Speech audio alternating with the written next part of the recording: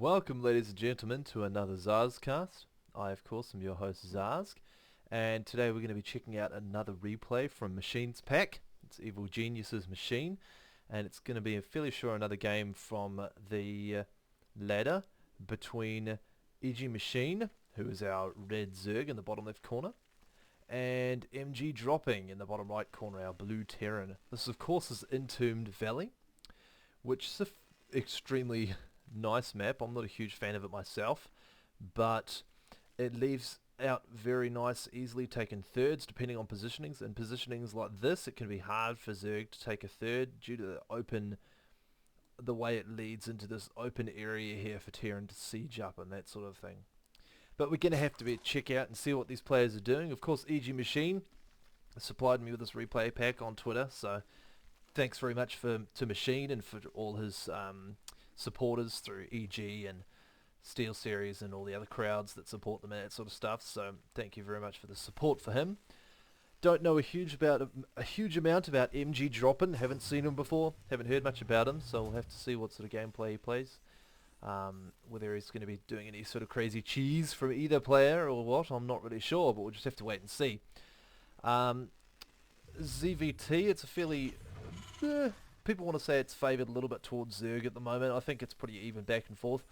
The bio play that has been a huge fan in the past for Terran is slowly starting to phase out.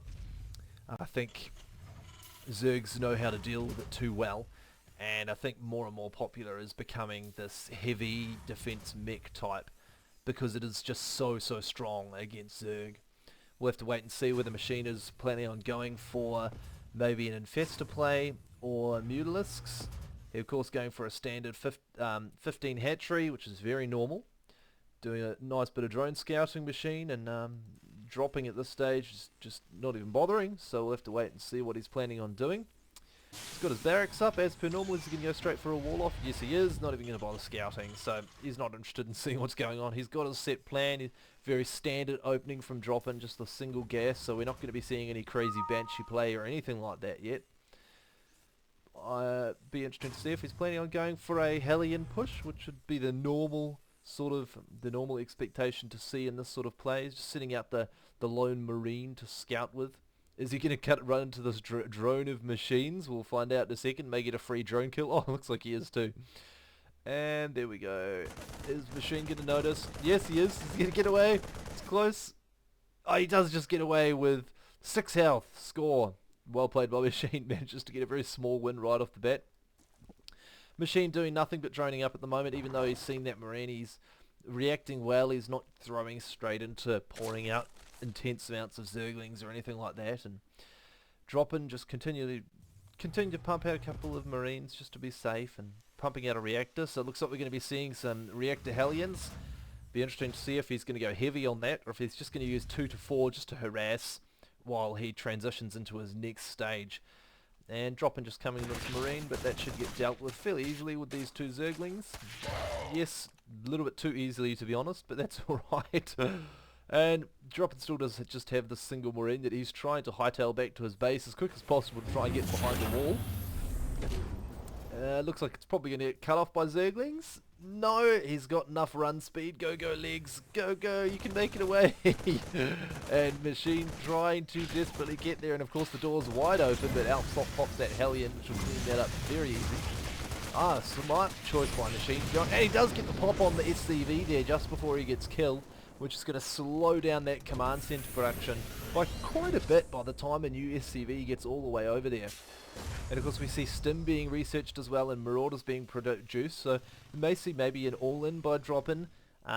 You wouldn't normally expect to see a command center before that, but people do it and just do a half all-in, so do an extremely big push off the bat and then follow that up with a big eco command center as well, just to try and tilt it in their favour heavily in the beginning. And Machine wisely putting a spine crawler down. I always want to call them sunken colonies. Terrible me putting Brood War emphasis in there. And Machine's just got the single one on gas, so it's a really nice way of timing yourself into a lair. Just keep one drone in gas after you get your ling speed, and once you've got 100 gas, you've got enough to be going into a lair and Dropin just coming in with a few Hellions to put a bit of pressure on, but between an extra Queen and a Spine Crawler, it can be very difficult to do anything at all. And Machine opting to actually throw a second one down, so almost actually got sniped there for a second. But Dropin was not able to do that. And we see more Hellions coming in for extra pressure, so... Oh, I love this choice by Machine, deciding to put a macro hatch down here and just block this entrance and completely nullify any form of harassment, and also an evolution chamber as well. This makes life extremely hard for a Terran to try and get in and do any harassment. If he's going to lose 2, maybe even 3 Hellions before he gets out. And we see continued production of Marauders going down and Stim getting close to finished. We have a, what have we got coming up second? Another barracks. So 2 barracks. Yes, 2 barracks coming up. So looks like we're going to see some heavy pressure coming in once he gets the Stim done and these Marauders finished. But he's going to have a lot of trouble trying to break this. 2 Spine Crawlers, a Queen, a second one handy. It's going to be difficult to try and break through this wall off, which is, I think, extremely well done by Machine. So it's very nice to see. But he hasn't started his lair yet. He still doesn't have the 1 gas. He decided to get his ground carapace first. So whether he's planning on maybe going in for heavy lings into infestors, I'm not sure. It's a good way of dealing with the with Hellions, with Zergling speed and infestors can deal with it very well. Fungal growth deals with them very quickly. And MGDropin just starting to wall off his base now. Good use. He's got the second one fully up and running, doing well. He's got his upgrades ticking along nicely. We're seeing a starport finally start to come down. He's going to no, he's not even going to go for tanks. He's going to go continue a second reactor. Instead of opting to go for the tanks, he's going to just... Oh no, he is lifting off, so he's not even going to start building any tanks. He's not in any super rush yet to go for an early push. We do see combat shields coming down. He didn't decide to go for that early push like I was thinking he might, but... Oh, I missed that completely. Terribly sorry. Machine got an extremely nice surround on those Hellions, which is just horrible for Dropin, because as soon as that happens, you lose all map control whatsoever, and all of a sudden Machine's completely in control of everywhere it's going. So that was lovely play by Machine, and just the slight second of looking away by Dropin cost him a lot. You do have to, as a Terran player, be keeping an eye on your Hellions at all time. It doesn't matter what you do, and you just keep your focus on those Hellions, because if you lose them, it hurts. And with those, now Machine has the lovely ability to spread creep at free will with no harassment at all. And I really like Machine's placement here. He's just throwing Zerglings out. He's got 1, 2, 3, 4 Zerglings plus a 5th on the watchtower. He has complete map control, complete map awareness. There's nothing that can come out of this base without him knowing about it. So he's going to see this coming out straight away, and he's already producing 30 Zerglings. So he should be able to deal with this fairly comfortably. He's sending those, trying to do a little run-by counter-attack and just buy himself a bit more time, but Dropin smartly just pulls back a few units to deal with that, shuts the door down, and well done by Dropin. He's not fallen into that at all. Now the question is going to be, is Dropin able to get into a good position? He's got Banelings morphing, and he's able to... No, he didn't quite get the Banelings connection off. Dropin try. Oh, huge drop. Big hit. Dropin able to pick up 1.5 medevacs worth of units, but he did lose quite a lot of stuff to those Banelings, and that was not worth it for Dropin. That cost him a lot. He does have Siege Tank tech coming up, but he's been put quite a way behind now. Machine's got his 3rd base up already. He's got a good stack of Zerglings and Banelings left over. He's in a lovely position right now. In fact, he's almost set up to start taking his 4th already. And Dropin's still trying to get siege tanks up. So the fact that he lost those Hellions, the fact that he has not been able to put any real pressure on with anything he's tried, has pushed him back quite a lot. He is trying to get his 3rd up now. But the question is, while he's being greedy, is he going to be able to hold off if Machine decides to go for any pressure? He is getting his +1 armor up. He's got his +1 attack up already, but I don't know if that's going to be enough right now. I mean, Machine's already got his +2 almost finished. He's got his +1 melee. He is leagues ahead right now, and out comes 6 infestors he's producing right now. So Dropin's in a lot of trouble. If he doesn't do some damage, he could find himself a mile behind his opponent. So we'll just have to wait and see. Dropping out some rings and healing up.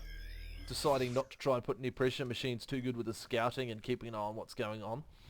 I'd like to see him replacing this creep through here again. And of course we see some sneaky baneling positionings right here and here. Love it. Hopefully we get some lovely unburrowed baneling explosions. The mines on the way to the enemy's base. And Dropin doesn't actually have a lot of units right now. He's 20 food behind. And I mean, 10 of that is drones. So, and another 10 is queens. So he's actually quite a way behind. It's going to be extremely hard for him to pull this back. He either needs to do some damage fairly soon, or Machine's just going to continue to expand and tech up and such things. Oh, and he does get the... Oh, he might fall back into these banelings. Machine doesn't even need to pop them up. He's coming up with these infestors now, and he gets a lovely fungal growth on the medevacs, and he's pulling them down, and banelings cleaning everything up. So that was another big loss for Dropin. And although the food count doesn't show it, he is actually quite a way behind with these 6 infestors on the field. I mean, yes, Dropin does have 4 tanks, but he hasn't got the marine and or marauder numbers to back that up at all. So is he going to get... Oh, lovely scan. He does pick that up first. He's aware now that he saw those first 2, so he's going to have to be very careful. And we see +2 infantry coming up, and he's starting to get his +1 going. Machine heading into Spire and heading into Hive. He's already got his Hive up as well, so this Machine is a mile ahead, and he's doing a great job of using defensive structures to keep himself in good position, to buy himself time to come and get a good surround. And this is going to absolutely crush. This positioning is not very good for Dropin at all, and Machine just comfortably walks right on the top of it. Yeah, he loses some Zerglings, but he keeps every one of his infestors alive, and Dropin's got nothing. He's producing 10 Marines, but he's got 24 left and 1 tank, so Machine with 89 drones. I imagine we'll see he's going to be able to throw up spine crawlers left and right. Dropin trying to do anything he can, but with that amount of infestors and a spine crawler there, that gets cleaned up very easily. It almost picks off the medevac as well. So the Queen focusing down the medevac, and he gets it. Yes. So this is going to get cleaned up very easily, isn't it? The Queen does go down, so that's a small win for Dropin. Trying to keep the harass on, but I imagine this medevac will probably go down now as well for this Queen if it gets focused. If it gets focused, kill it, Machine, kill it, Machine! There we go, finally.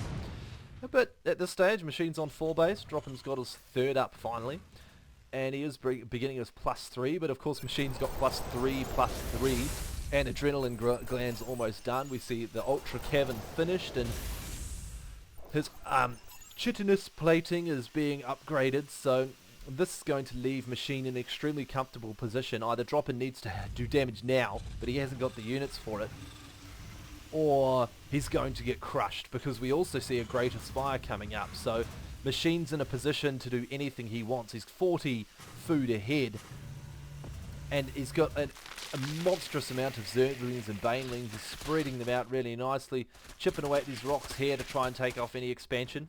I like this decision by Dropin to put a sentry tower up. I think it's a good idea, especially that he's being aware that there's been burrowed Banelings, and he starts the creep forward of siege tanks. And nice choice to throw an extra turret up as well, just to be safe. He doesn't want to see any Mutalisk carnage coming in. Free Overlord kill will always take that, and that actually blocks Machine, which is always a pain in the neck. And Dropin just trying to do some damage, creep in. He's running into 2 creep colonies, 2 sunken colonies. Spine crawlers for what you want. And this is just going to be an absolute crush, to be honest. Dropin in no position to try and do his army. Machine is just so far ahead now. And Dropin does pick up his units, but with that many infestors, it doesn't make a difference what you do. They're going to get killed regardless. And at the same time, Dropin's got this tiny little force, and those Banelings are there. Lift up the Banelings! Oh, he missed. I think he may have killed 1 unit, but that's a pity. And the funny thing is, you actually got 2 Banelings here, but inside the center tower, but they're not being dealt with. So, just, you know, what can we say? Machine is in complete control of this game. He's maxed, and Dropin's at 130. Once these units finish producing, I imagine he's just going to go and kill him. 5 Ultralisks being produced. Yeah, he's completely about to clean this up. I would imagine this shouldn't take too much longer. Dropin doing what he can. He's floating SCVs around the place. He's actually blocked this, used this SCV here, command center here, which is an interesting choice. I actually kind of like it. Block off the run by path. Be interesting to see if he decides to make that into a planetary fortress. I think you'd be better off probably putting it at a base, but the problem is Machine's been so good at dropping his Zerglings everywhere to block off these places that anywhere he goes, Dropin's going to find Zerglings, except for this one and this one, which is so absurd. To try and put a base there, he's going to get killed instantly. In fact, I don't actually know where he's going with this. He's decided to fly it off into space above these crystals. Maybe he thinks secretly you can farm these minerals. Maybe he's going to give it a go. I'm not sure. We'll have to wait and see. And I think Machine himself's a bit confused. He's not really sure. And well, it looks like Dropin's going to go, and the burrowed Zergling is there to block the path. And sadly, he's going to have to find that out until now. Go the SCVs will do that, take it out for him. And at this stage, Machine's just buying time. I'm not sure if I'm 100% sure I agree with this decision. He's let Dropin get a chance and get back to the game. And, oh, he gets caught without the siege up, and that's going to be deadly for him. Beautiful play by Machine. He gets in there just as the siege tanks are moving, and he is able to crush that completely, and he's going to kill the 4, and that hurt a lot for Dropin. We see Ghosts finally coming out, but it's just too little too late, and this army has been crushed. And sadly for Dropin, he's left with hardly anything. He's trying to get anything up, but when you've got 6 Ultralisks or 5 Ultralisks running around your base, there's not a lot you can do except for say, good game. And really, Machine dominated that all the way through, so good game to Machine. He also had Corruptus coming out, so we would have seen Broodlords on the field shortly anyway. Dropin was behind from the get-go. When he lost 6 to 7 of those bikes right in the beginning, that really cost him. Whereas from that, he lost all of his map control, and then he was unable to do a whole lot of anything, and Machine just basically had control the whole way through from there. There was no real second in that match where you thought Machine was in trouble. He played extremely well all the way through, so congratulations to Machine. Well played. Thanks for tuning into another ZASGcast, and I look forward to seeing you next week.